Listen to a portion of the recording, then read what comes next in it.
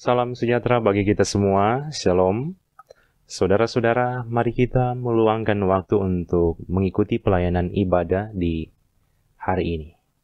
Di awal ibadah ini mari kita mendengarkan pujian yang berjudul Kita Satu di Dalam Tuhan.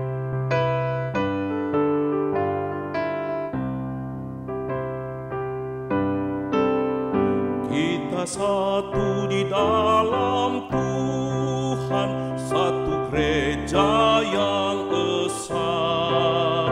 Marilah bertolong-tolongan, kau dan aku semuanya.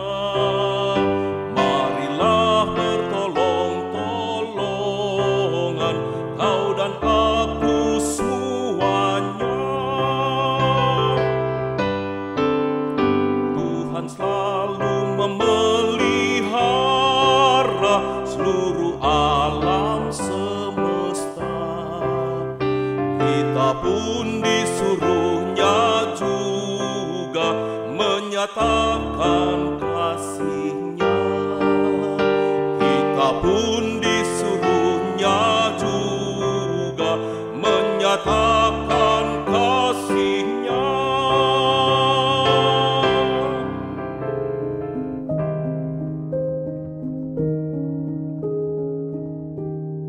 Sebelum kita membaca dan merenungkan firman, mari kita berdoa.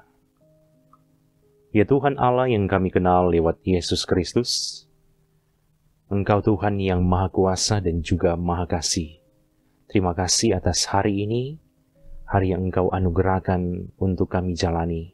Dan kami rindu untuk mengawali hari ini, membaca dan merenungkan firman-Mu.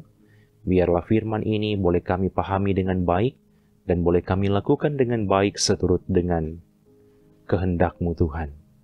Di dalam nama Yesus Kristus kami berdoa. Amin. Bagian firman di hari ini dalam kitab Lukas 10 ayat 33 sampai 35 berkata begini. Lalu datang seorang Samaria yang sedang dalam perjalanan ke tempat itu, dan ketika ia melihat orang itu, tergeraklah hatinya oleh belas kasihan. Ia pergi kepadanya, lalu membalut luka-lukanya. Sesudah ia menyiraminya dengan minyak dan anggur.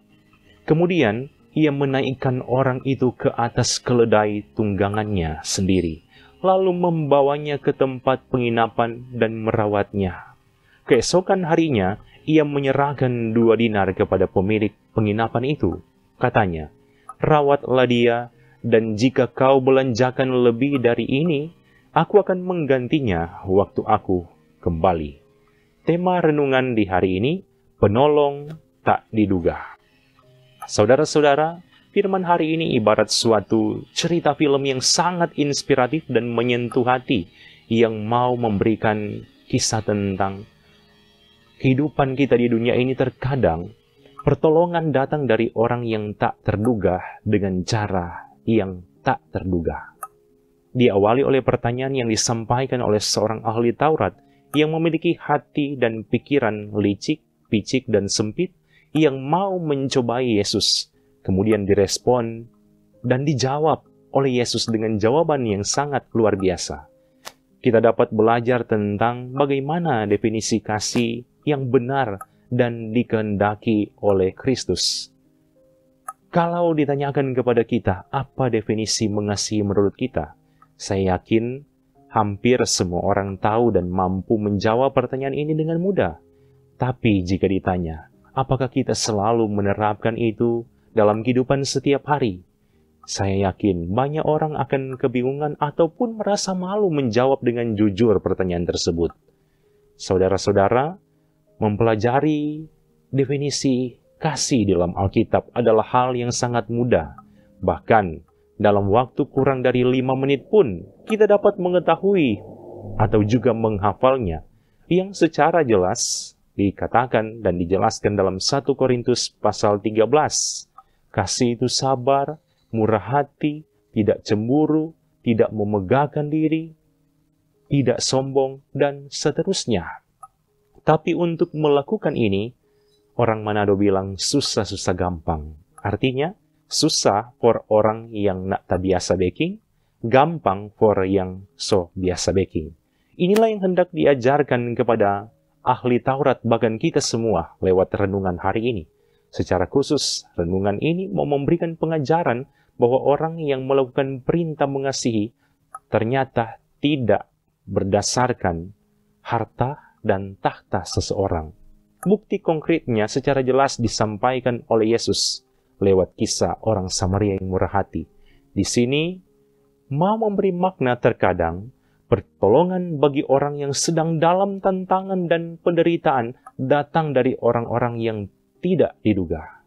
Orang Samaria yang dikenal kafir, najis, kelas bawah, bahkan dipandang remeh oleh kalangan orang Yahudi di zaman itu, ternyata dialah yang memiliki keteladanan soal mengasihi. Orang Samaria lah yang hatinya tergerak oleh belas kasihan, bahkan membalut luka-luka, menyiraminya dengan minyak dan anggur, membawanya ke tempat penginapan dan merawatnya. Firman ini memotivasi kita semua. Ternyata, patokan penilaian soal orang yang memiliki sikap mengasihi bukan terletak pada dia memiliki jabatan, memiliki harta yang banyak, dia memiliki latar akademik yang tinggi, dia memiliki popularitas dan sebagainya.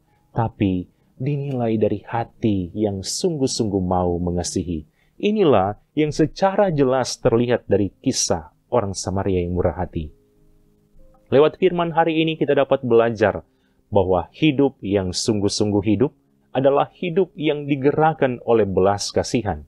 Jika selama ini kita memiliki hal tersebut, bersyukurlah kepada Tuhan, karena itu adalah anugerah yang tidak diberikan kepada semua orang. Prinsip hidup mau mengasihi orang lain yang sedang dalam kesusahan adalah harta yang jauh lebih berharga dari apapun. Mengapa? Karena itu adalah hukum dan perintah yang utama dari Tuhan bagi kita sebagai umat manusia. Pertanyaan penting yang dapat kita renungkan dalam hati kita masing-masing. Bagaimana dengan kita selama ini? Apakah kita sudah menjadi orang yang memiliki hati yang penuh kasih? Atau jangan-jangan selama ini kita hanya dipenuhi dengan iri dan benci? Maka firman ini memberikan motivasi yang sangat berharga bagi kita semua. Marilah kita mengasihi bukan hanya dengan lidah atau perkataan, tapi mengasihi lewat tindakan nyata. Karena satu kasih yang diwujudkan lewat tindakan nyata akan jauh lebih berharga daripada 1000 kasih yang terhenti dalam pikiran dan perkataan belaka. Amin. Mari kita berdoa. Bapa kami yang di surga, kami bersyukur karena boleh diberikan kesempatan ambil bagian dalam pelayanan ibadah ini, bahkan sudah membaca merenungkan firman-Mu. Mampukanlah kami untuk melakukan firman ini seturut dengan kehendak-Mu Tuhan. Kami menjadi pribadi-pribadi yang mampu mengasihi sesama kami. Dan diberkatilah semua anggota jemaat yang sudah meluangkan waktu mengikuti pelayanan ibadah lewat channel YouTube ini. Diberkati bersama keluarga masing-masing. Dalam nama Yesus Kristus kami berdoa. Amin. Terima kasih saudara-saudara yang sudah mengikuti pelayanan ibadah lewat channel YouTube ini. Tuhan Yesus pasti memberkati kita semua. Shalom.